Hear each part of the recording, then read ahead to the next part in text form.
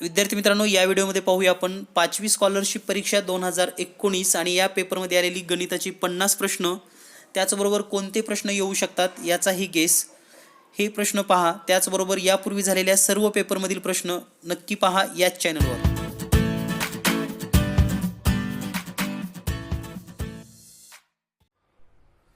विद्यार्थी मित्रांनो, या व्हिडिओमध्ये पाहूया आपण पूर्व उच्च प्राथमिक म्हणजेच इयत्ता 5वी साठी फेब्रुवारी 2019 मध्ये झालेला पेपर आणि या पेपरमधील गणिताची 50 प्रश्न स्पष्टीकरणसह. विद्यार्थी मित्रांनो, गणित आणि बुद्धिमत्तामध्ये तुम्हाला 100 पैकी 100 गुण म्हणजे गणिताचे 100 आणि बुद्धिमत्तेचे 100 200 गुण पैकीच्या पैकी तुम्हाला घेता येतात. परंतु त्यासाठी तुम्हाला यापूर्वी झालेल्या सर्व पेपरचा अभ्यास करणं गरजेचं आहे. म्हणजे 2017 पासून जो पॅटर्न बदललेला आहे त्या पॅटर्ननुसार आतापर्यंत झालेल्या सर्व पेपरचे स्पष्टीकरण चॅनलवर उपलब्ध आहेत. यापूर्वीच्या व्हिडिओचे लिंक तुम्ही जर व्हिडिओ पाहिले नसतील तर डिस्क्रिप्शन बॉक्समध्ये दिलेले आहेत. तर यापूर्वीचे 2017, 2018, 2019, 2020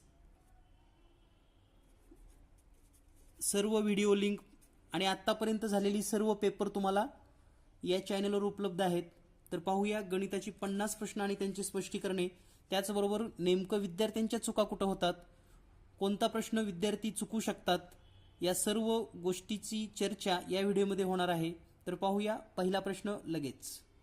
तर विद्यार्थी मित्रांनो, सुरुवात करूया आपण विभाग 2 गणित आणि यामध्ये 50 प्रश्नांची स्पष्टीकरणे. पुढील 1 तास शांत डोक्याने वही पेन घेऊनच जवळ बसा, जेणेकरून प्रत्येक येणारा प्रश्न तुम्हाला लिहून ठेवता आला पाहिजे आणि त्यासारखे कोणते प्रश्न परीक्षामध्ये येतील हे पण तुम्ही नोट डाऊन केलं पाहिजे. तर पहिला प्रश्न आहे 5,09,77,599 या संख्येनंतर येणारी क्रमिक संख्या खालीलपैकी कोणती.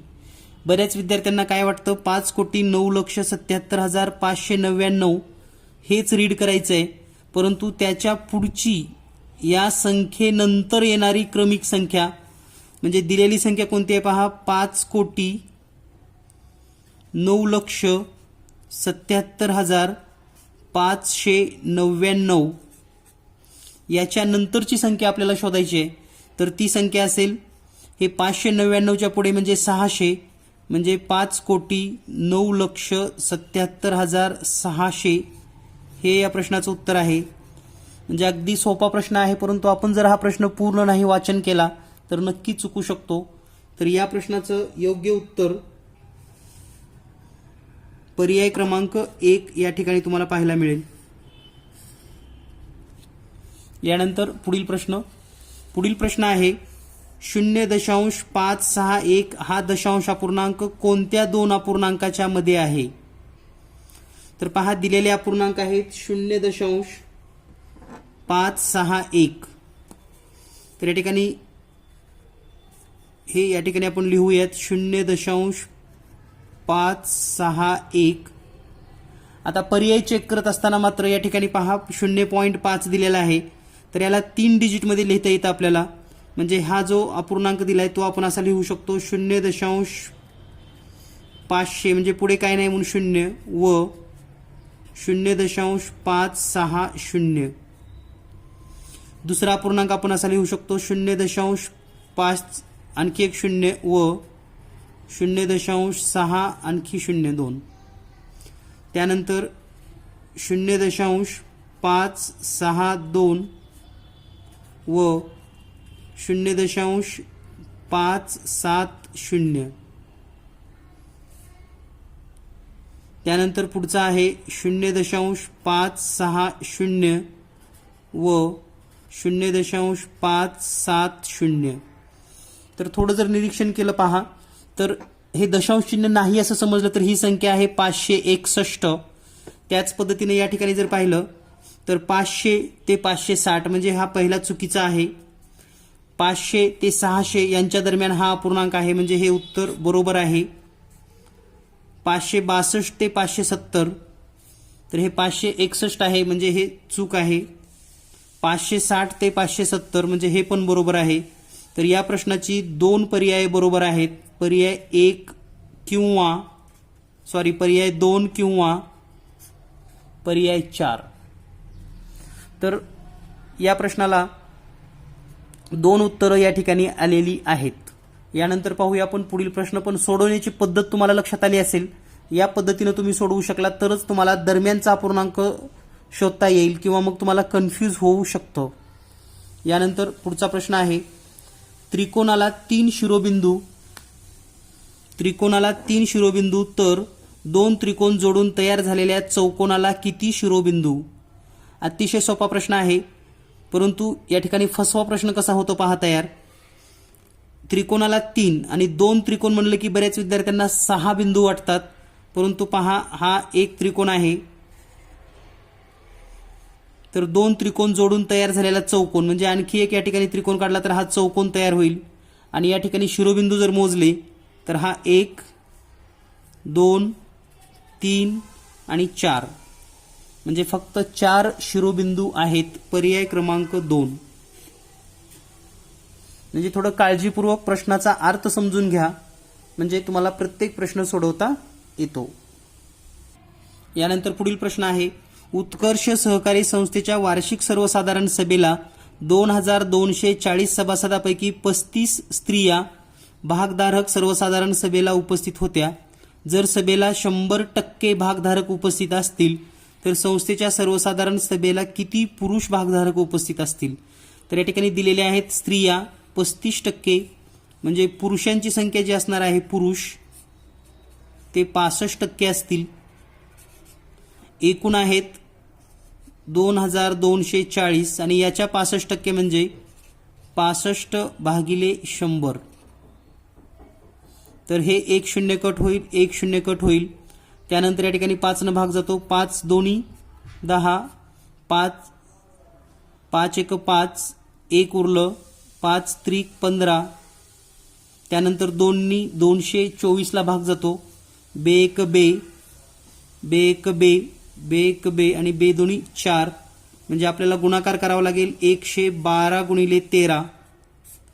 13 दोन्ही 26ला 6, हातच्याली 2, 13 1 13 आणि 2 15ला 5, हातचे 1, 13 1 13 आणि हे 14, म्हणजे 1456 पुरुष सभेला उपस्थित असतील. पर्याय क्रमांक 1. यानंतर पुढील प्रश्न आहे, 52 या संख्येचा मोठ्यात मोठा विभाजक व त्याच्या लहानात लहान विभाजकाच्या किती पट आहे? तर पहा 52चा मोठ्यात मोठा विभाजक आहे, मोठ्यात मोठा तर तो 52 आणि लहानात लहान विभाजक आहे 1. तर 1च्या 52 किती पट आहे? तर 1ला 52 गुणलं तरच 52 येतं, म्हणजे हे 52 पट. म्हणजे या प्रश्नाचं उत्तर आहे पर्याय क्रमांक 4. यानंतर पुढील प्रश्न, 3 रुपयाची 30 नाणी देऊन 10 रुपयाच्या किती नोटा मिळतील? 5 रुपयाच्या 30 नाणी, तर 5 रुपयाच्या 30 नाणी दिल्यानंतर एकूण रक्कम होते 150. आणि 10 रुपयाच्या नोटा आता 150 मध्ये किती असतील तर तोंडी सुद्धा तुम्ही सोडवू शकतात. तर 150 मध्ये 10 रुपयाच्या 15 नोटा असतील. यानंतर पुढील प्रश्न आहे, 1 ते 9 या क्रमिक अंकापैकी कोणतेही 6 अंक प्रत्येकी एकदाच वापरून तयार होणारी मोठ्यात मोठी विषम संख्या व लहानात लहान समसंख्या यांची बेरीज किती? तर आता 1 ते 9 क्रमिक अंकापैकी कोणतेही 6 अंक प्रत्येकी एकदाच वापरून तयार होणारी मोठ्यात मोठी विषम व लहानात लहान सम संख्या यांची बेरीज किती? प्रश्न काळजीपूर्वक समजून घ्या. तर पहा, हा प्रश्न जर आपण विचार केला मोठ्यात मोठी संख्या तयार करायची तर 9 8 7 6. आता या ठिकाणी 5 घेतलं तर पुढे 4 येईल, म्हणून सुरुवातीला 4 घ्या आणि नंतर 5 घ्या. याचं कारण तर या ठिकाणी विषम संख्या सांगितलेली आहे, तर ही 6 अंकी संख्या तयार झाली. त्यानंतर लहानात लहान संख्या तयार करायची असेल तर आपल्याला 1 पासून अंक घ्यावे लागतील, 1 2 3 4 5 आणि 6. आणि यांची जर आपण बेरीज केली तर उत्तर येईल आपल्याला या ठिकाणी हे 1 हातचे 1 0, पुन्हा हातचे 1, पुन्हा 1, पुन्हा 1 येईल, पुन्हा 1 म्हणजे 11. तर या ठिकाणी हा पर्याय क्रमांक 2 मध्ये आहे. परंतु परीक्षा मंडळाने हा प्रश्न कॅन्सल केलेला आहे. बहुतेक या ठिकाणी कोणत्या लहानात लहान संख्या घ्यायच्या किंवा मोठ्यात मोठ्या घ्यायच्या याबद्दल कन्फ्युजन झालं असावं, त्यामुळे हा प्रश्न कॅन्सल केला आहे. परंतु उत्तर याचं 2 नंबर उपलब्ध आहे. यानंतर पुढील प्रश्न आहे, ओंकार परीक्षेत 510 गुण मिळवून उत्तीर्ण झाला. जर त्याला परीक्षेत 68% गुण मिळाले असतील तर परीक्षा किती गुणाची होती? तर पहा, अतिशय एका ओळीमध्ये जर त्याला हे स्टेटमेंट लिहिता आलं, म्हणजेच 68% म्हणजे 510 गुण, तर 100% म्हणजे किती? आणि या ठिकाणी जर विद्यार्थ्यांना तुम्हाला जर समजा त्रैराशिक मांडता आली तर तुम्ही अगदी सहज हा प्रश्न सोडवू शकतात. त्रैराशिकमध्ये तिरकस गुणाकार करावा लागतो, म्हणजे 100 गुणिले 510 छेदामध्ये 68. तर याला जर आपण भाग दिला तर 17चा भाग बसेल 68 आणि 51ला. 17 चोक 68, 17 त्रिक 51, शून्याला 0. त्यानंतर 4 100ला भागूया. 4 1 4, 4 2 8, 2 उरले, 4 5 20. म्हणजे या ठिकाणी 25 गुणिले 30चा गुणाकार जर केला तर तो येतो 750. म्हणजे परीक्षा 750 गुणाची होती. यानंतर पुढील प्रश्न, 3/5 या ठिकाणी अपूर्णांक लिहितोय मी. 3/5, 3/2, 3/8, 3/7 या अपूर्णांकाची उतरत्या क्रमाने मांडणी केली असता सर्वात मोठा अपूर्णांक व सर्वात लहान अपूर्णांक यांच्यातील फरक किती? तर या ठिकाणी उतरता क्रम लिहिला काय नाही लिहिला काय, मोठा आणि लहान अपूर्णांक जरी आपण शोधला तरी आपण हा प्रश्न सोडवू शकतो. तर या ठिकाणी पहा, जर अंश समान असेल तर ज्याचा छेद लहान तो सर्वात मोठा. तर याचा छेद 2 आहे, म्हणजे हा सर्वात मोठा आहे 3/2, वजा ज्याचा अंश छेद मोठा तो सर्वात लहान, म्हणजे सर्वात लहान असेल 3/8. यांच्यातला फरक काढायचा आहे. तर या ठिकाणी समान छेद करा, इथं 2 आहे इथं 8 आहे. तर याला जर 4 न गुणला आपण तर 12/8 वजा 3/8, म्हणजे या प्रश्नाचं उत्तर येईल पहा, 12 मधून 3 गेले 9, उत्तर येईल 9/8. आता 9/8 पर्यायामध्ये दिसतं का तुम्हाला कुठं? नाही. तर याच्या सममूल्य अपूर्णांक आहे का शोधायचे. 9/8ला जर 2 न गुणलं, गुणिले 2 आणि गुणिले 2 केलं दोन्हीलाही, तर आपल्याला उत्तर मिळेल 18/16 आणि हा आहे पर्याय क्रमांक 1. म्हणजे असा चौकस विचार तुम्हाला करावा लागेल. यानंतर पुढचा प्रश्न आहे, एका संख्येला 5 ने गुणण्याऐवजी 8 ने गुणले तेव्हा गुणाकार 39 ने वाढतो, तर ती संख्या कोणती? तर हा प्रश्न अतिशय सोप्या पद्धतीनं ट्रिक न सोडवता येतो. 5 न गुणण्याऐवजी 8 न गुणलं म्हणजे या ठिकाणी +3 झालेला आहे, तेव्हा गुणाकार 39 ने वाढला. तर ह्या 39ला 3 न भागूयात. 3 1 3, 3 1 3 आणि 3 त्रिक 9, तर ती संख्या असेल 13, पर्याय क्रमांक 3. यानंतर पुढील प्रश्न, आकृतीत दाखवल्याप्रमाणे घडी घालून घनाकृती ठोकळा तयार केल्यास आर या अक्षर असलेल्या पृष्ठाच्या विरुद्ध पृष्ठावर कोणते अक्षर येईल? तर आरच्या विरुद्ध कोणते अक्षर येईल? तर पहा, हा जी घडणी दिलेली आहे याला वेगळ्या पद्धतीने आपण असं मांडू शकतो, म्हणजे तुम्हाला अगदी सोडवायला सोपं जाईल.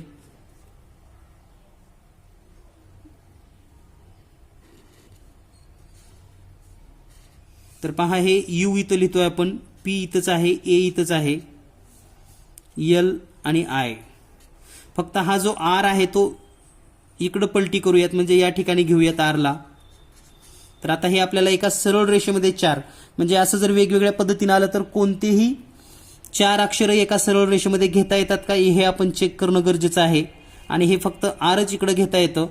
तर आता आपल्याला माहिती आहे विरुद्ध दिशेला कसे असतात. तर एकाड एक म्हणजे 4च्या विरुद्ध एल, पीच्या विरुद्ध आय, आणि जे 4 सरळ रेषेत आहेत ते सोडून राहिलेले ए आणि यू एकमेकाच्या विरुद्ध, म्हणजे या ठिकाणी आरच्या विरुद्ध अक्षर असेल एल, पर्याय क्रमांक 1.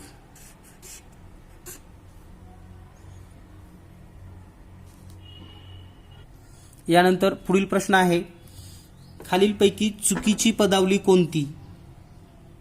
7 गुणिले 8 भागिले 4 बरोबर 14. तर हा जर भागाकार केला आपण तर या ठिकाणी येईल 8 भागिले 4 म्हणजे 2 आणि 7 गुणिले 2 14 म्हणजे हे बरोबर आहे. पर्याय क्रमांक 1 बरोबर आहे. म्हणजे प्रत्येक पर्याय या ठिकाणी चेक करावा लागणार आहे. या ठिकाणी पहा आता 27 भागिले 3 अगोदर भागाकार करावा लागेल तर हा येईल 9 आणि 9 आणि 3चा पुन्हा गुणाकार दिलाय 9 त्रिक 27 म्हणजे हे चुकीचं आहे. तरीही तुम्ही इतर पर्याय चेक करून घ्या. 18 मधून 13 गेले 5 राहिले 5 आणि 5 10 म्हणजे हे बरोबर आहे. 16 अधिक 5 म्हणजे 21 21 मधून 12 गेले तर 9 राहतात हे पण बरोबर आहे. म्हणजे या प्रश्नाचं उत्तर आहे चुकीची पदावली आहे पर्याय क्रमांक 2. यानंतर पुढील प्रश्न आहे जोसेफने 3.5 रुपयाला एक पेन्सिल या दराने अर्धा डझन पेन्सिल व 12.5 रुपयाचा एक पेन या दराने 2 पेन विकत घेतले. दुकानदाराला 50 रुपयाची नोट दिली तर दुकानदार जोसेफला किती रुपये परत करेल. तर दिलेल्या माहितीनुसार पहा 3.5 रुपयाला एक पेन्सिल या दराने अर्धा डझन म्हणजे पहा 3 रुपये 50 पैसे गुणिले 6 पेन्सिल खरेदी केल्यात तर 6 त्रिक 18 रुपये होतील आणि हे 50 पैसे 6 वेळेस घेतल्यानंतर 3 रुपये म्हणजे टोटल 21 रुपये होतील किंवा तुम्ही गुणाकार करू शकतात. त्यानंतर 12.5 रुपयाचा एक पेन याप्रमाणे 2 पेन म्हणजे 12.5 रुपये 50 पैसे असे 2 पेन विकत घेतले तर 12 दोन्ही 24 आणि हे पॉईंट 50 पैसे 2 वेळेस म्हणजे 25 तर हे होतील 25 रुपये. एकूण रक्कम होईल 46 रुपये आणि दुकानदाराला 50 रुपयाची नोट दिलेली आहे म्हणजे 50 मधून 46 खर्च झाले 4 रुपये शिल्लक. पर्याय क्रमांक 3. यानंतर पुढील प्रश्न ऋतुजाने प्रणवला 8% दराने 2,500 रुपये 6 महिन्यासाठी सरळ व्याजाने दिले तर प्रणव ऋतुजाला 6 महिन्याचे किती व्याज देईल. तर सरळ व्याजाचं सूत्र सर्वांनाच माहिती आहे मुद्दल गुणिले दर गुणिले कालावधी. म्हणजे मुद्दल आहे या ठिकाणी 2,500 दर आहे 8% आणि 6 महिने म्हणजे अर्धा वर्ष म्हणजेच आपण या ठिकाणी 1/2 लिहूयात आणि छेदामध्ये 100. तर या ठिकाणी तुम्हाला काळजी घ्यावी लागणार आहे 6 महिने म्हणजे अर्ध वर्ष. तर बे 1 बे चोक 8 हे 2 शून्य आणि हे 2 शून्य कटली तर या ठिकाणी शिल्लक राहिलेला आहे 25 गुणिले 4 बरोबर 100 रुपये. 100 रुपये तो व्याज देईल म्हणजेच पर्याय क्रमांक 1. यानंतर पुढील प्रश्न 26,586 या संख्येतील हजार व दशक स्थानच्या अंकाच्या स्थानिक किमतीची बेरीज शतक व दशक स्थानच्या अंकाच्या स्थानिक किमतीच्या बेरीज यातील फरक किती. तर सुरुवातीला आपल्याला सांगितले हजार आणि दशक. तर या ठिकाणी हजार स्थानी आहे एकक दशक शतक हजार म्हणजे 6,000 आहे आणि दशक स्थानी आहे 8 तर यांची बेरीज झाली 6,080. त्यानंतर सांगितले आपल्याला शतक व दशक स्थान. तर शतक स्थानी आहे 5 म्हणजे 500 आणि दशक स्थानी 80 यांची बेरीज केली तर येते हे 580 आणि हा जर फरक काढला आपण 6,080 वजा 580 0 0 10 मधून 5 गेले 5 5 म्हणजे 5,500 रुपये. पर्याय क्रमांक 2. एका आयताकृती खोलीची लांबी व रुंदी अनुक्रमे 4 मीटर व 3 मीटर आहे. त्या वर्गखोलीत 40 सेमी बाजू असलेल्या चौरसाकृती फडशा बसवायच्या आहेत तर एकूण वर्गखोलीसाठी किती फडशा लागतील. तर एकूण फडशाची संख्या काढत असताना वर्गखोलीचं क्षेत्रफळ आपल्याला काढावं लागतं आणि हे 4 मीटरला आपण सेंटीमीटरमध्ये कन्वर्ट केलं तर 400 सेमी गुणिले 3 मीटर म्हणजे 300 सेमी हे वर्गखोलीचं क्षेत्रफळ भागिले एका फडशीचं क्षेत्रफळ म्हणजे 40 गुणिले 40. तर पहा 1 0 कट होईल 1 0 हा 1 0 आणि हा 1 0 कट होईल. त्यानंतर 4 ने 40ला भागूयात 4 1 4 4 1 4 आणि हे 0 4 ने 30ला भागूयात 4 1 4 4 ने भाग जाणार नाही म्हणून 2 ने भागूयात बे 2 4 बे 5 10 आणि 2 ने जर याला भागलं बे 1 बे 1 बे 1 उरलं बे 5 10 म्हणजे या ठिकाणी शिल्लक राहिलेला आहे 5 आणि 15 यांचा जर गुणाकार केला 5 गुणिले 15 तर उत्तर येईल 75. तर वर्ग खोलीमध्ये एकूण 75 फडशा लागतील. यानंतर पुढील प्रश्न आहे 30 मीटर लांबीच्या दोरीला 5 ठिकाणी समान अंतरावर कापल्यास 2 तुकड्यांची लांबी किती? तर 30 मीटर आणि 5 ठिकाणी कापले याचा अर्थ 6 तुकडे होतात आणि 30ला जर 6 ने भागलं तर उत्तर येतं 5 मीटर. पर्याय क्रमांक 3. यानंतर पुढील प्रश्न 32,321, 32,312, 32,231, 32,123 या संख्या उतरत्या क्रमाने लावल्यास पहिली व तिसरी संख्या यांची बेरीज किती? तर पहा, उतरत्या क्रमाने म्हणजे सर्वात मोठी सुरुवातीला 32,321 सुरुवातीला येईल, त्यानंतर 32,312 नंतर असेल, त्यानंतर 32,231 आणि पुढे आहे 32,123. तर पहिली आणि तिसरी, तर ही पहिली आहे आणि ही तिसरी संख्या यांची बेरीज आपल्याला करायची आहे, म्हणजे 32,321 आणि 32,231. 1 आणि 1 2, 3 आणि 2 5, 3 आणि 2 5, 4 आणि 3 आणि 3 6, म्हणजे 64,552. पर्याय क्रमांक 3. यानंतर पुढील प्रश्न, एक शर्ट 400 रुपयास विकल्याने विक्रीच्या 3/8 पट नफा झाला तर वस्तूची खरेदी किंमत किती? तर पहा, 400 चे आपण 3/8 पट सुरुवातीला शोधूयात. 8 1 8, 8 5 40 आणि हे 0, 50 गुणिले 3 म्हणजे 150 रुपये नफा. नफा किती आहे? 150 रुपये. 400 रुपयाला विकलेला आहे, तर 400 वजा 150 जर आपण सोडवलं तर उत्तर येतं 250 रुपये ह्या वस्तूची खरेदी किंमत असेल. पर्याय क्रमांक 3. यानंतर पुढील प्रश्न, रोशनी दररोज पाव लिटर दूध विकत घेते. प्रति लिटर 50 रुपये या दराने तिचे ऑगस्ट महिन्याचे दुधाचे किती बिल होईल? तर पाव लिटर म्हणजे किती? 750 ml. आणि ऑगस्ट महिन्याचा जर विचार केला आपण तर ऑगस्ट महिन्यामध्ये 31 दिवस असतात. हा गुणाकार आपण करूयात. तर या ठिकाणी 750 गुणिले 31 दिवस आपण सुरुवातीला करावा लागेल.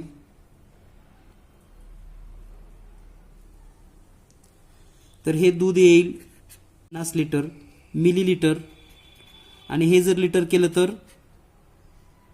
23 लिटर 250 रुपये, म्हणजे 250 ml. आता एका लिटरचा 50 रुपये भाव आहे, तर याला 50 न गुणूयात आपण. तर पहा, 23 लिटर 250 गुणिले 50 रुपये जर आपण केलं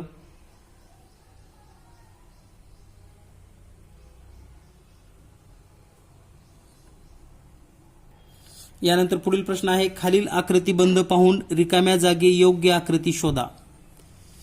तर पहा, चौकट अधिक स्टार, पुन्हा प्लस स्टार चौकट, पुन्हा स्टार प्लस स्टार चौकोन आणि प्लस, तर पुढे काय? तर पहा, दिलेल्या ह्याच्यामध्ये प्रत्येक वेळेस पहिली आकृती शेवटला जाते. पुन्हा या ठिकाणी पहिली आकृती शेवटला गेलेली आहे. तर पहिली आकृती शेवटी गेल्यानंतर या ठिकाणी सुरुवात होईल चौकोनापासून, चौकोन अधिक आणि स्टार अशी आकृती तयार होईल. तर चौकोन अधिक स्टार जर आपण या ठिकाणी पाहिलं तर पर्याय क्रमांक 1 उत्तर बरोबर आहे.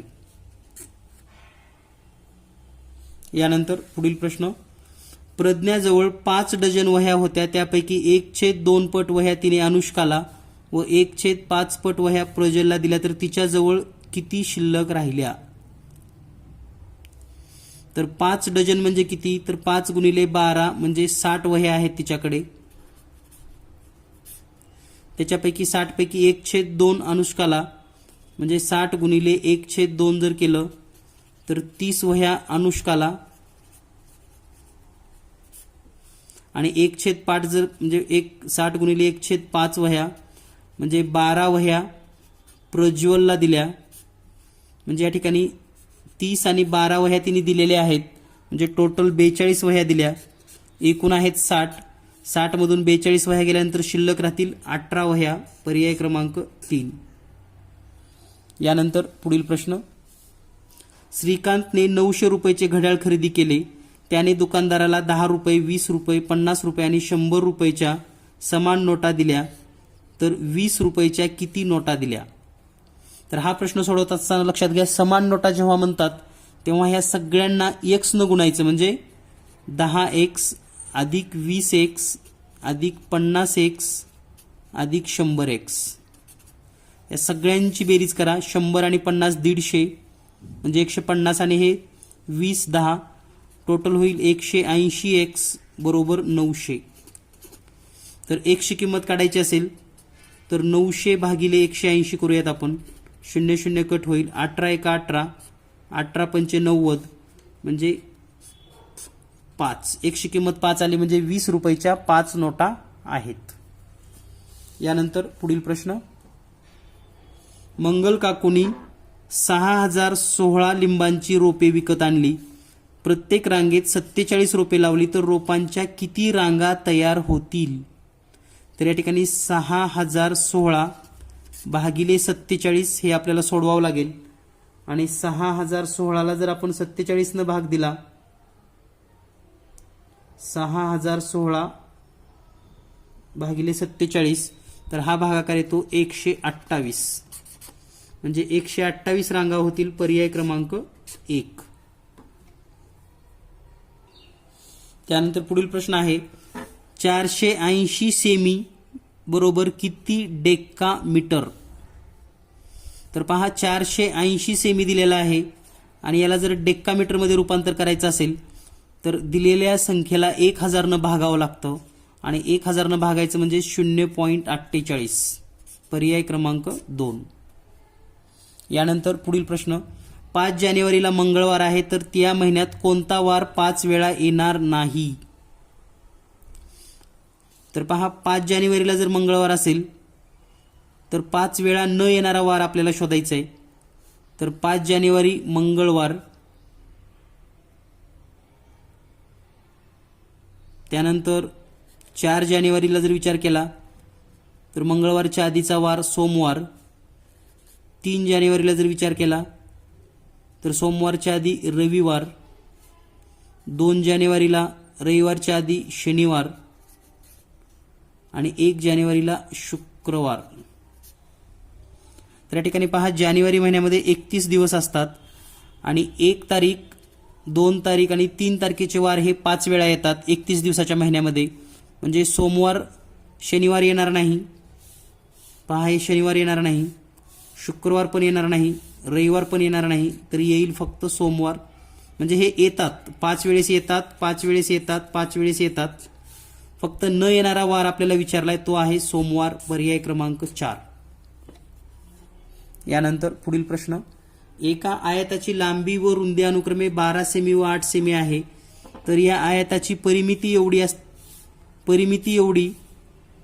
परिमिती असलेल्या चौरसाचे क्षेत्रफळ किती? तर पहा, लांबी रुंदी किती दिली आहे? 12 आणि 8. तर परिमिती किती येते याची?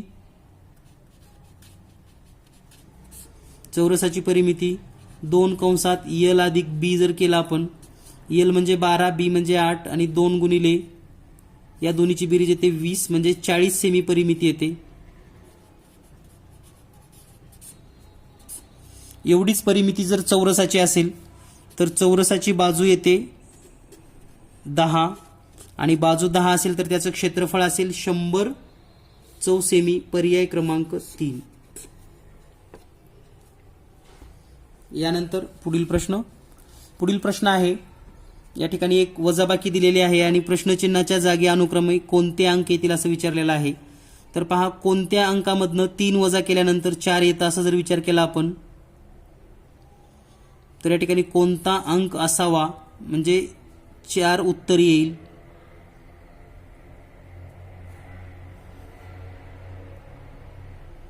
तर या ठिकाणी चौकोनाच्या ठिकाणी 7 हा अंक असेल तर 7 मधून 3 गेले 4 राहील.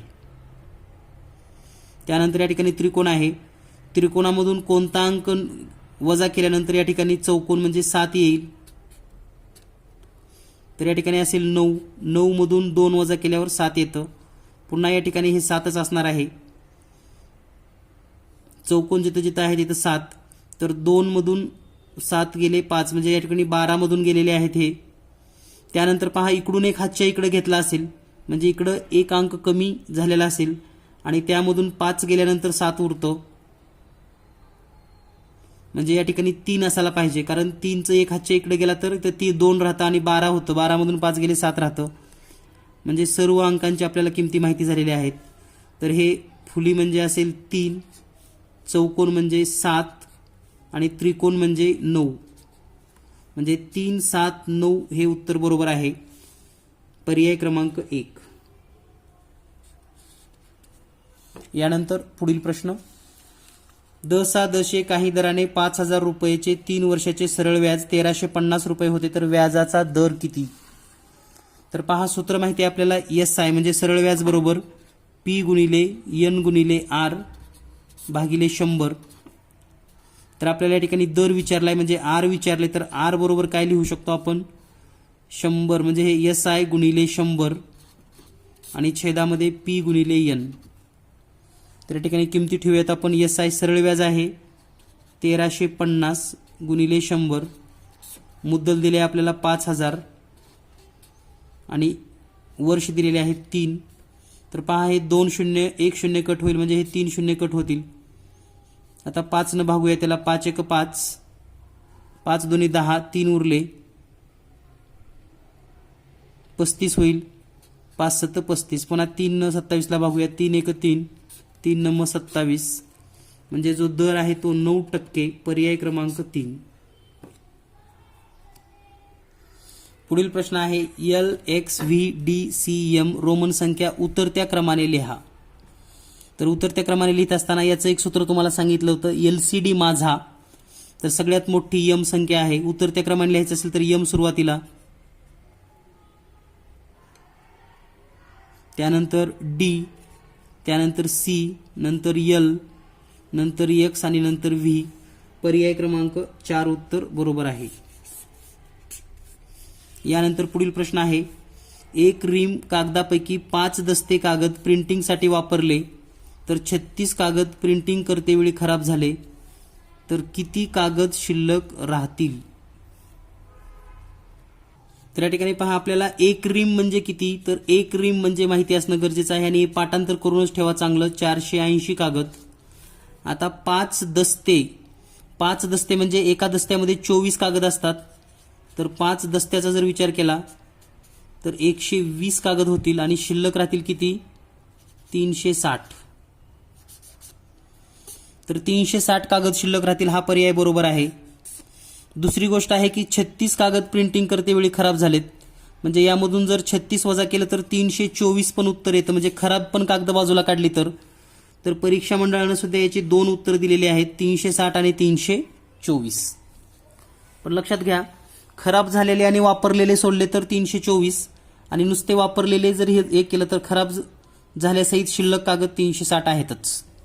यानंतर पुढील प्रश्न, गौरी, हमीदा, मेरी, ईश्वरी या मैत्रिणी वर्तुळाकार उभ्या आहेत. त्यांनी प्रत्येकी बरोबर हस्तांदोलन केल्यास एकूण किती हस्तांदोलन होतील? म्हणजे या ठिकाणी 4 मैत्रिणी आहेत मैदानावर, 1 2 3 4 अशा. तर यांनी जर एकमेकाला सेक हँड केलं तर किती होतात? तर त्याची ट्रिक आहे, 1 2 3 4 मैत्रिणी असतील तर 4 गुणिले त्याच्यापेक्षा लहान अंक 3 भागिले 2 हे आपल्याला सोडवायचं आहे. 2 1 2, 2 2 4 आणि 2 गुणिले 3 म्हणजेच 6 वेळा.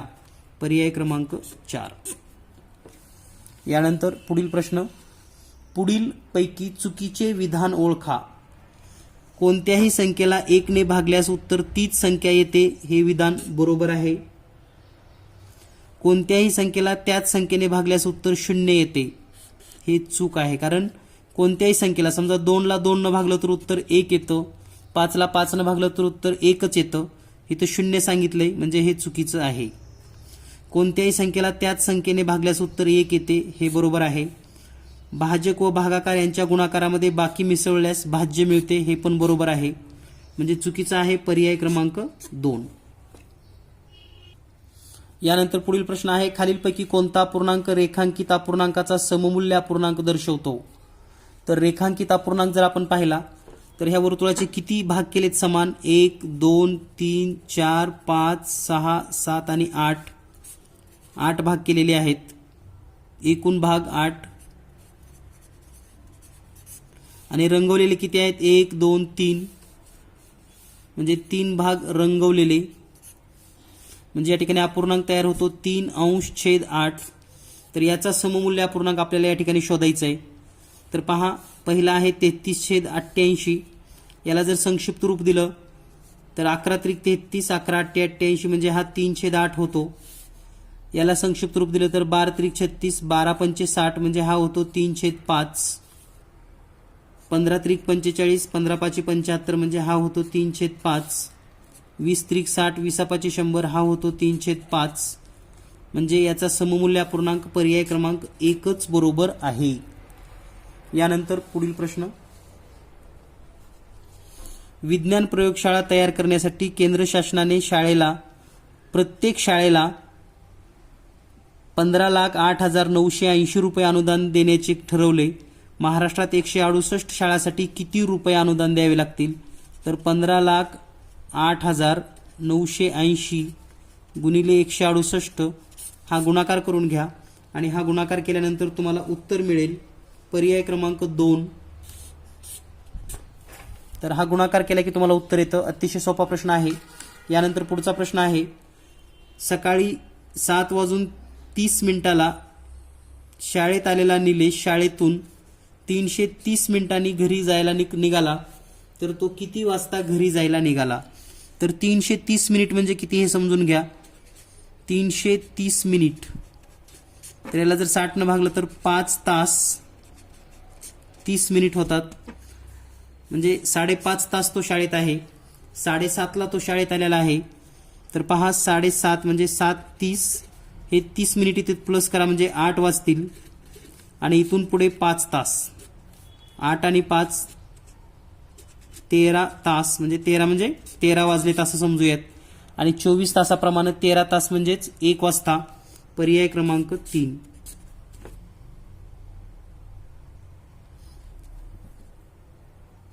पुढील प्रश्न आहे, चैतालीचा जन्म 3 ऑगस्ट 2000 बुधवारी झाला, तर तिच्या 10व्या वाढदिवसाला कोणता वार असेल? तर पहा, 2000 पासून जर 10वा वाढदिवस म्हणजे 2010, तर 2000 ते 2010 एकूण 10 वर्ष झालेली आहेत. आता या ठिकाणी लीप वर्ष किती आहेत? तर 2004 2008 प्लस 2 लीप वर्ष करा, टोटल होतात 12 दिवस. म्हणजे 12 दिवस पुढे जाईल. 12 दिवस पुढे म्हणजे 12ला जर पुन्हा 7 न भागलं तर भागाकार 1 आणि बाकी ती 5. तर बुधवार नंतर पुढे 5वा दिवस आपल्याला शोधावा लागेल. आणि बुधवारच्या नंतर 5वा दिवस जर आपण पुढे काउंट केला तर तो येतो सोमवार. पर्याय क्रमांक 2. यानंतर पुढील प्रश्न, पोलिओ निर्मूलन अभियानामध्ये 2012 साली नागपूर जिल्ह्यामध्ये 3,17,528 बालकांना व अमरावती जिल्ह्यामध्ये 2,04,537 बालकांना पोलिओ डोस देण्यात आले. तर एकूण किती बालकांना पोलिओ डोस देण्यात आला? तर या दोन्हीची फक्त बेरीज करायची आहे तुम्हाला. म्हणजे काही प्रश्न इतके सोपे असतात ना, तुम्ही सहज सोडवू शकतात. तर याचं उत्तर येतं पर्याय क्रमांक 3. यानंतर गुरुस्मृती विद्यालयात 2,25,000 विद्यार्थी शिकत आहेत. ही संख्या आंतरराष्ट्रीय संख्या चिन्हामध्ये कशी लिहाल? म्हणजे आंतरराष्ट्रीय संख्यामध्ये ही संख्या कशी लिहिली जाते? 2,25,000 म्हणजे 2,550. आणि हे लिहिलं जाताना आंतरराष्ट्रीयमध्ये या पद्धतीने येतं. हे 2,550 2,250 2,250 पर्याय क्रमांक 4. यानंतर 1250चा 12% म्हणजे किती? तर 1250 म्हणजे किती? 1250 तर 1250 गुणिले 12% छेदामध्ये 100. तर हे आपण सोडवलं तर आपल्याला उत्तर मिळेल 150 म्हणजे पर्याय क्रमांक 3. या ठिकाणी 312/1009, 706/2018 आणि 344/1009 बरोबर किती असं दिलेलं आहे. तर पहा या ठिकाणी आपणास छेद समान करावा लागेल.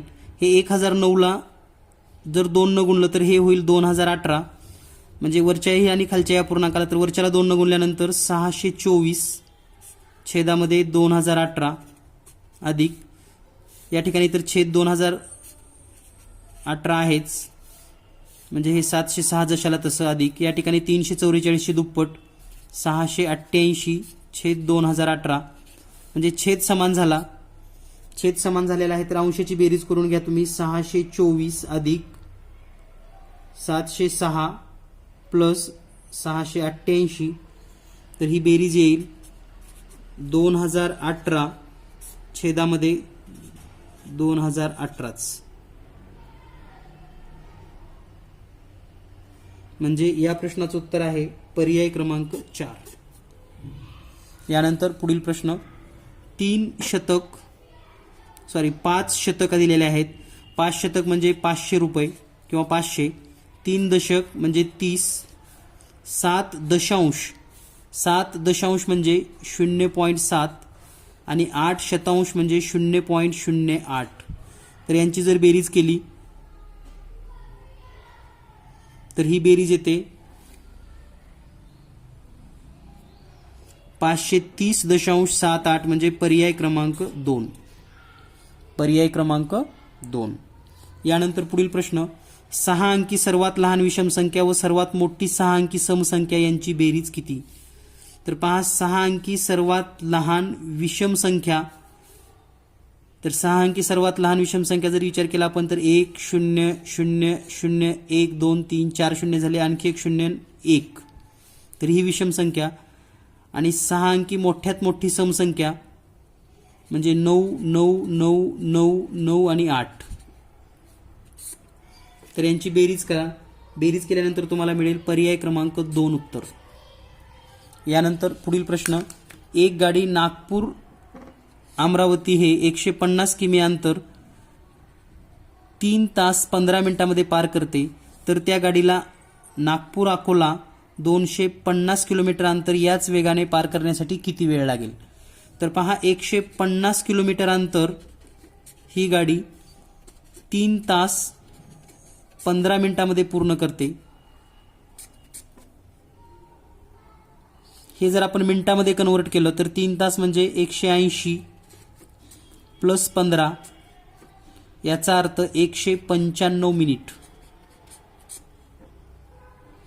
तर आपल्याला 250ला किती जर काढायचं असेल तर पहा 150ला 195 मिनिट अंतर, तर 250 जाण्यासाठी किती, तर येराशी करूया आपण. 250 गुणिले 195 भागिले 150, 0 0 कट होईल, 15 1 15, 15 1 15, 4 उरले, 45 होईल, 15 त्रिक 45 आणि 25 गुणिले 13 हा जर गुणाकार केला तर तो गुणाकार येईल.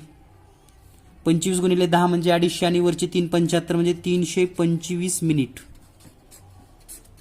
तर 325 मिनिट म्हणजेच 5 तास 25 मिनिट. पर्याय क्रमांक 3 उत्तर बरोबर आहे. यानंतर पुढील प्रश्न आहे 20 सेमी बाजू असलेल्या चौरसाच्या रेखांकित भागाचे क्षेत्रफळ काढा. तर या ठिकाणी आपल्याला या रेखांकित भागाचं क्षेत्रफळ काढायचं आहे. तर पहा बाजू 20 सेमी आहे तर त्याचं क्षेत्रफळ 20चा वर्ग म्हणजे 400 चौसेमी येणार आहे. यामध्ये जर आपण स्मॉल पार्ट केले असे तयार तर एकूण 1 2 3 4 5 6 7 आणि 8 पार्ट होतील. 8 पैकी 3 रेखांकित आहेत. याचा अर्थ आपण असं लिहू शकतो 8 पैकी 3 रेखांकित गुणिले एकूण 400 आहे. तर 8 1 8, 8 45 आणि हे 0 म्हणजे 3 गुणिले 50 केलं तर 150 चौसेमी म्हणजे रेखांकित भागाचं क्षेत्रफळ असेल 150. पर्याय क्रमांक 4. यानंतर पुढील प्रश्न चित्रालेख दिलेला आहे आणि यावरून आपल्याला प्रश्न सोडवायचा आहे. 1 चिन्ह म्हणजे 6 विद्यार्थी, तर प्रश्नामध्ये सांगितले चित्रालेखात एकूण किती विद्यार्थ्याची माहिती दिलेली आहे. तर या ठिकाणी आपल्याला सर्व हे मोजून घ्यावे लागतील. 1 2 3 4 5 6 7 8 9 10 11 12 13.